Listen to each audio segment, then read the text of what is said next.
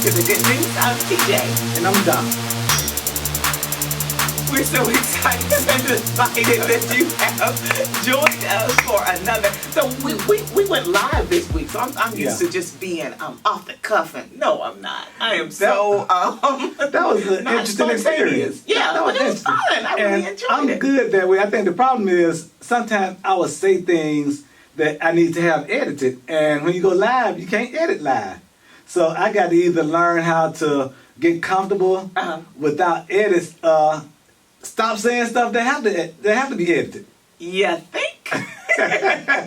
But you know, I like being natural. But well, I take it back because I'm not like that when I preach my sermons. When that's a serious moment. Even though I might use some jokes and humor in sermons, but that's a serious moment. But usually, if you just talking to me, interviewing me, I have some of the driest. I won't say driest humor, but you have to have a real broad imagination to get some of my humor sometimes. And I'll say things that it might not be funny to you till next week. And then you just start laughing and people ask, what you laughing at? I finally got that joke that old knucklehead said. you know how people are. And that's funny because being funny is all about timing. So you have delayed humor. So I have delayed humor. So maybe my jokes need to have more of a hurry in it to the punchline as opposed to... You remember what was the comedian name? He talked real slow. I can't think of his name now. I thought you were going to go to Dennis Miller that had all those references that you literally had to be his friend to know. Well, Seinfeld was like that too. Yeah. So maybe that's a lot of it. Maybe, when you have not the good timing and you don't have some of the references that a lot of people have, your references, that's what it is. Our references are different. And if your references are based off a lot of books you read that ain't nobody else read, movies you like that nobody else like, people ain't gonna get your humor. So maybe that's what it is. I need to start finding out what people read and what people listen to. So your humor requires homework. You have to go you have to look up go what you were and do talking homework, about. man. There's something that I'm trying to find out where people are, especially as we are social distancing. Yeah. And I'll tell you what I found out that I'm going to have to do something with it. What's that? TikTok. Y'all know I'm not one who have great dance skills. But I'm going to say TikTok make you look good dancing. You know what I have found? That you dance a whole lot better with a saxophone in your hand. I mean, with a trumpet in your hand. So you may have to break your trumpet out, and maybe that'll make your hips move the right way. I don't even think it's that. You know what I think it is? What? I dance a whole lot better if there are about 200 other people around me with other instruments and band uniforms on. With tall hats that you can't really see our face. Yeah.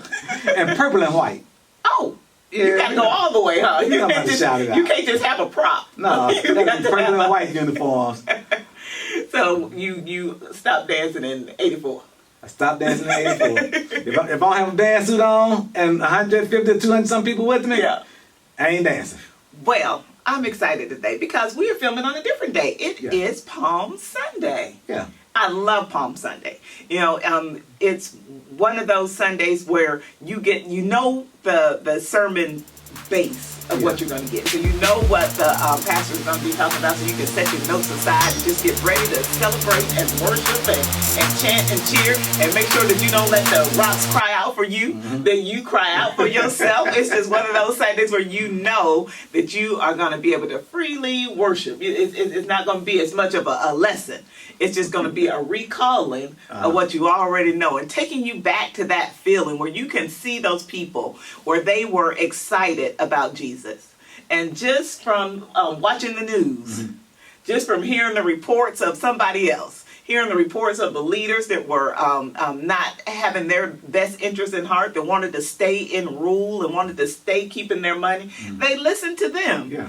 And they turned on the Lord. Goodness gracious. It also reminded me, come on now somebody, that you can't have a resurrection without a crucifixion. So I'm grateful today that we are celebrating Palm Sunday and the triumphant entry of what we know to be Jesus' entry into Jerusalem for his trial.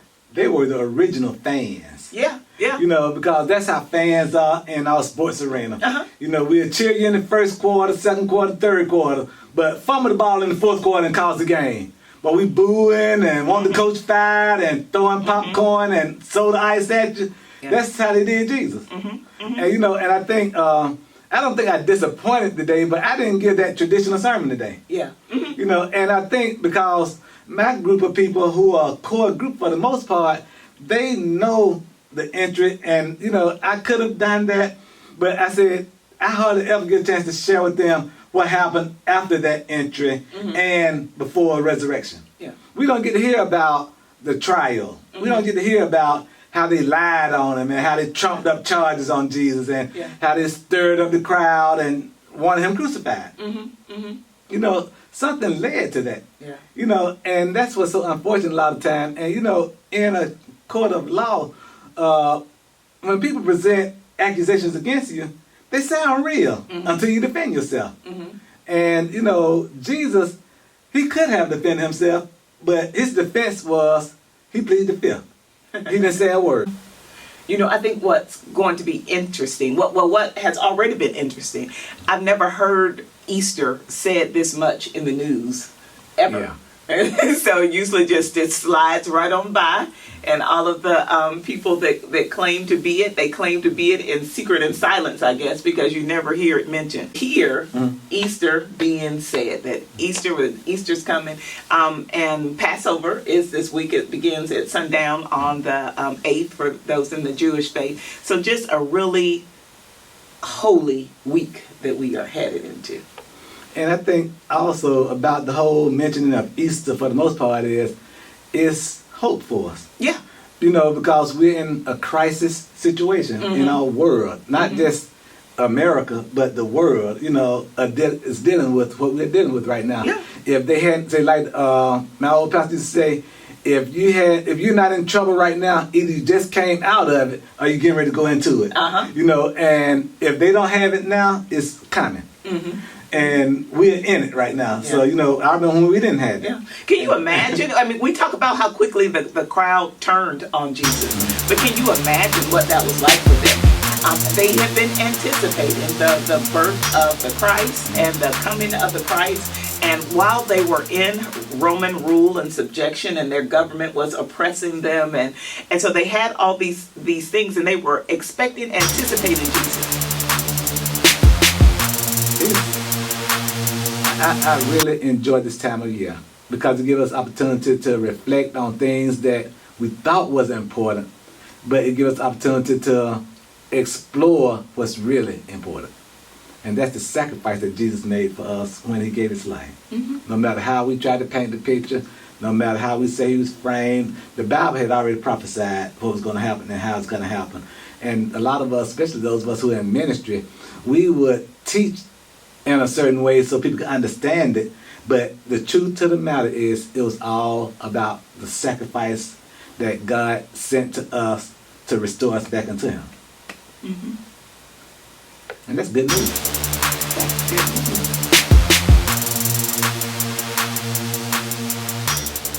Well, I know here in the metro area, we are moving into spring break. And it's interesting, and I'm sure it's even more so interesting for parents and those that have been home with their students for a while now, and trying to contain that energy.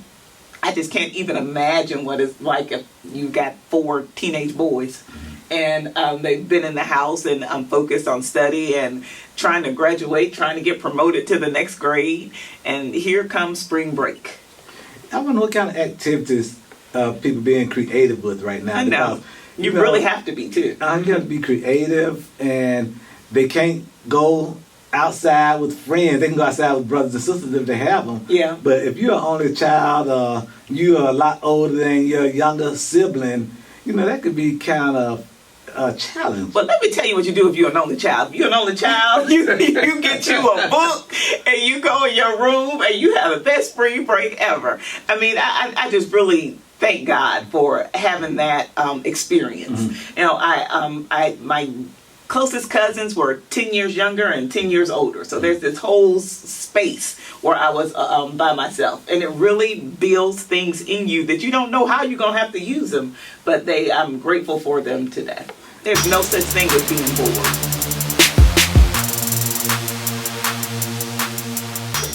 That's interesting. But I was thinking about Easter egg hunts. You know, I said we should do Facebook Live Easter egg hunts at people's houses. You know, everybody had eggs in their house, like under the couch cushions and stuff like that for their kids to find. And we just filming and video people looking for the Easter eggs in their house. When we used to do Easter egg hunts, we always wrote down what eggs were. Had some type of notation what they were, because sometimes people didn't find the eggs. Yeah. Even though they were outside, you always want to know where they were, because I found out as I got older, you know, we were being cheated on Easter egg hunts. Because there was some people and some families, they would have like silver eggs and golden eggs that had cash prizes attached to them. That's what I'm talking about. You know, all that we got was just an egg. But you know, that was some people who used to have Easter egg hunts. If you found the silver egg, you might have got $5. And if you found the gold egg, you got $10. Well, I'm sure all the eggs being hidden this week are going to be plastic eggs, because the ones at the grocery store are scarce. So nobody's wasting eggs on a hunt. Especially boiling eggs. You know, you got the eggs may be scrambled with cheese. Oh, is Waffle House back open yet? I don't know, but it sure sounds good. Scrambled, covered, smothered, and chunked. Goodness gracious. But they are still doing takeout though. Yeah, but ours was closed altogether for a minute. So yeah, but you know, we're in Atlanta. We got 1 million Waffle Houses. Waffle House on every corner. Every corner. So before we get ready to leave, I do want to talk about another topic. The birds and the bees. The pollination. What in the world? That green stuff that we see floating in the air. I mean, I can go outside, and I've been trying to make sure that I go outside every day.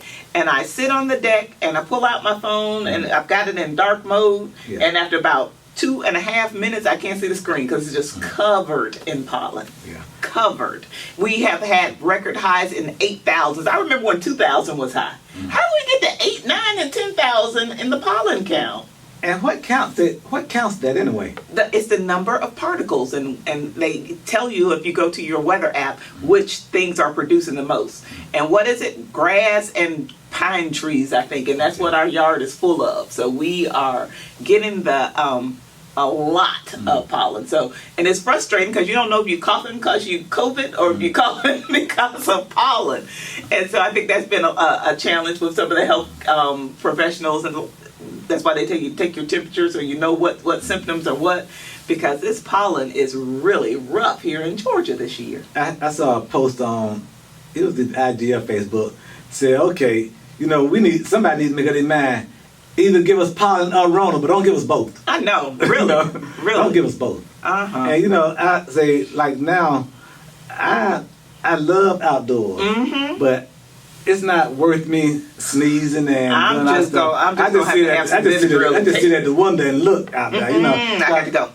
I'm okay with the window separating me from outdoors when I can see everything I would see when I'm out there. Well, vitamin D is one of the things that boosts your immune system. So, that's true too. You get it from the sun. You got to get out there at least a few minutes every day to remember what it is that we're trying to get back to. So I tell you what, then, my Rona mask gonna get double duty. They're gonna get worn for pollen and Rona protection. You know, I might have to wear 2 masks. One, you working for Rona and you working for pollen, and just go outside and sit on the deck. But you know, it's beautiful outside right now. It really is. It's supposed to get like 70-something degrees with a nice sun, and I'm willing to sit outside not necessarily in the pollen, but like you said, we got Benadryl, Claritin D, all that and good stuff. All these allergen sinus pills, and plus, you know, if that don't get it, what is it? Bragg's apple cider vinegar. It cures everything. Get that in you. Get everything. I started saying before we went to pollen about the birds and the bees, and so who knew that was true?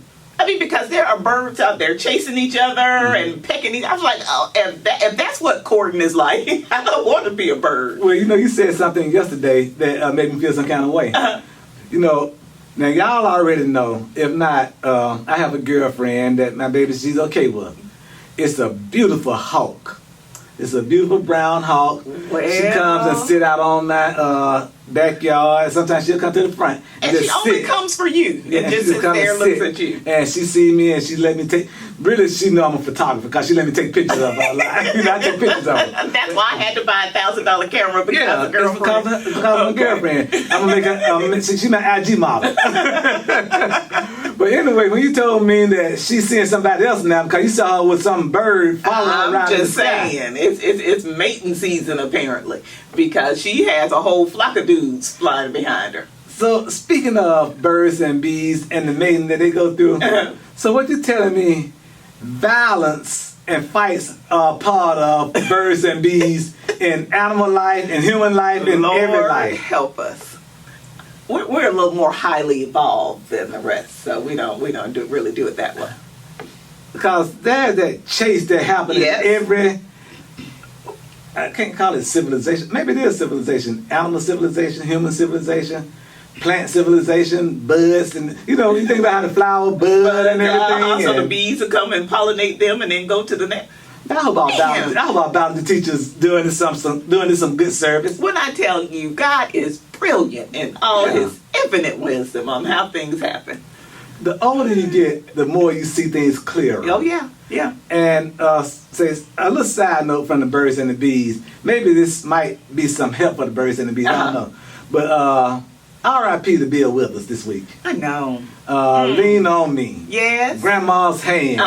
Lovely Day, and many other songs that he said Bill Withers made. A great talent, and he's 80, I think they say he's 81 years old. Well, I know that each and every one of you are thinking, man, the good news has gone too soon already because it's time to wrap up. But I want to encourage you to follow Daryl on all of his social media so you can find out whenever we're going live. We went Facebook Live this Friday and talked about this new book that's being released. And we hope that you all will take a look at that and go and pick up the book. It's called Driving Toward Your Purpose, and it's available now at Amazon and on Kindle, and directly from Daryl if you'd like to get an autographed copy. We also want to encourage you to follow Daryl's YouTube channel where he posts our sermons each week from Champions for Christ. You didn't tell me about Choose Joy with Tisa. Choose Joy with Tisa. And for those who hadn't had opportunity to follow Choose Joy with Tisa yet, she's upgraded. If you were to look at her Choose Joy with Tisa podcast on YouTube, and I want y'all to look at that and just look at what she's done with the videography, the background that she chooses. She's beautiful and lovely and charming, but the background she gives just makes her stand out even more. She's pretty, she's gorgeous, and get all that with the great message that comes from within her soul about how we too can live in joy. It will brighten your day, your week, your month, your year, even your life. So Choose Joy with Tisa on YouTube, and also you can find it on Anchor and Spotify. Amen. We want to thank you so much for tuning in with us again for another week of the good news. Keep sending us your good news so we can choose your topics and talk about them on our next episode. I pray that you are being safe, that your family is well, and that God is sending a special blessing your way. I thought about one last thing. I thought about something else. What we might start doing, since a lot of y'all do respond to us and y'all encourage us. I had a friend, I won't even call his name yet, said, man, I be checking y'all out all the time. I enjoy it. So what I would probably, maybe we should just start spotlighting a particular friend, a particular YouTuber, whatever platform you watching this on. Maybe we just pick one person per week and just shout them out and spotlight them and talk about how we know them. Awesome. In order for us to do that, you have to like, comment, and subscribe. And share. Tell other people, let everybody know about the good.